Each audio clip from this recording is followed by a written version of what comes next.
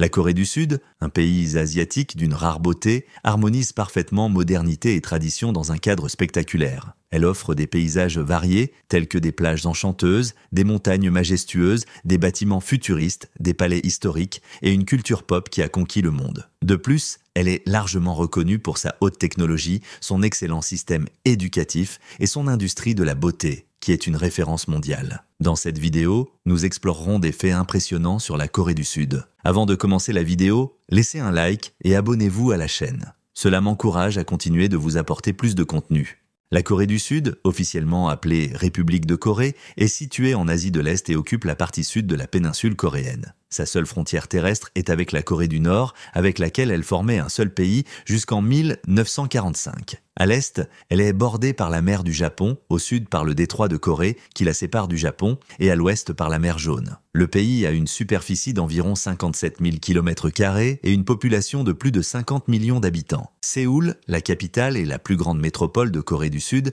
est considérée comme la ville la mieux connectée au monde. Sa croissance rapide l'a propulsée des ruines de la guerre de Corée à la quatrième économie d'Asie. Avec plus de 9 millions d'habitants, le développement économique de la ville est connu sous le nom de miracle du fleuve Han, reflété dans sa richesse culturelle, technologique, éducative et historique. Le centre historique de Séoul, cœur ancien de la dynastie Joseon, abrite des monuments importants, des bâtiments gouvernementaux et des marchés traditionnels. C'est également le siège de géants mondiaux comme Samsung, LG et Hyundai. La ville est aussi célèbre pour ses gratte-ciel et ses sites emblématiques tels que la tour Namsan et Namdaemun, et elle accueille la plus grande congrégation pentecôtiste du monde. La Corée du Sud est mondialement connue pour son système éducatif rigoureux. Avec un taux d'alphabétisation de 100%, le pays a atteint le statut de puissance mondiale grâce à des investissements élevés et une formation stricte. Selon l'OCDE, les résultats PISA soulignent l'excellence académique de la Corée du Sud. Les élèves consacrent environ 14 heures par jour à l'étude, 5 jours par semaine,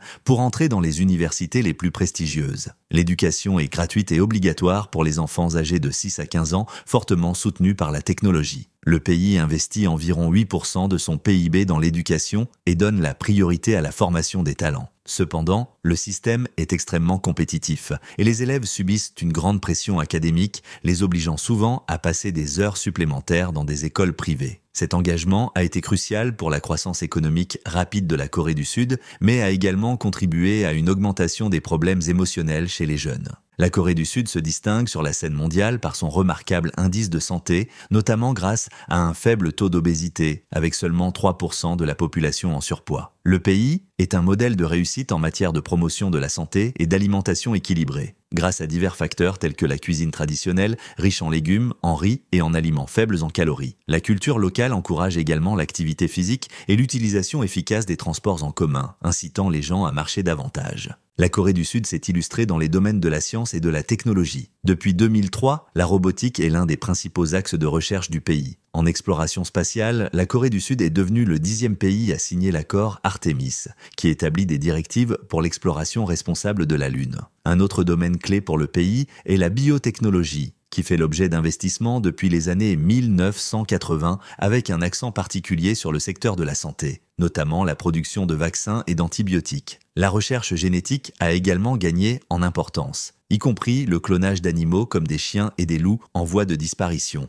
La Corée du Sud est un pays où diverses religions coexistent harmonieusement, notamment le christianisme, le bouddhisme, le confucianisme, l'islam et le chamanisme. Le bouddhisme et le confucianisme ont particulièrement influencé la vie coréenne et constituent une grande partie de l'héritage culturel du pays. Le bouddhisme a été introduit en Corée et depuis lors, de nombreux temples ont été construits à travers le pays. Le confucianisme, adopté comme idéologie d'État pendant la dynastie Joseon, joue également un rôle important dans la formation des valeurs sociales et culturelles des Coréens. Andong est une destination incontournable pour ceux qui souhaitent de découvrir la riche histoire de la Corée. La ville est célèbre pour ses sites traditionnels d'une grande importance historique, remontant à plus de 2000 ans. Parmi les principales attractions figurent des temples bouddhistes et des palais royaux, construits pour impressionner les visiteurs. Ne manquez pas le village folklorique d'Andong, un village traditionnel de l'époque Joseon qui conserve l'architecture, les traditions populaires et la culture des villages basés sur les clans, une partie précieuse de l'histoire coréenne. Un autre point fort est le temple Bongjongsa, l'un des plus anciens du pays. Andong abrite également le pont Woryong, le plus grand pont suspendu en bois de Corée, connu sous le nom de pont de la Lune, particulièrement beau la nuit. De plus, la ville est l'hôte du célèbre festival des masques d'Andong, qui a lieu chaque année pendant 10 jours. Busan, une ville côtière située au sud-est de la Corée, est une destination charmante qui mélange modernité et tradition. Avec ses montagnes séparant les différents quartiers et le fleuve Nakdong traversant la ville, Busan est le plus grand port de Corée ainsi qu'un centre industriel, commercial et culturel majeur. Deuxième plus grande agglomération du pays après Séoul, la ville propose une multitude d'attractions touristiques, notamment des plages, des temples, des marchés de rue, des parcs naturels et bien plus encore. Surnommée la ville du futur, Busan se distingue par ses infrastructures modernes et sa diversité d'activités culturelles et de loisirs. L'île de Nami est un refuge paisible et enchanteur pour les voyageurs souhaitant profiter de la nature dans un cadre tranquille. En forme de demi-lune, cette île offre une variété d'activités pour la détente et le divertissement, ce qui en fait une destination prisée par ceux qui cherchent à se reconnecter avec la nature. La beauté pittoresque de Nami,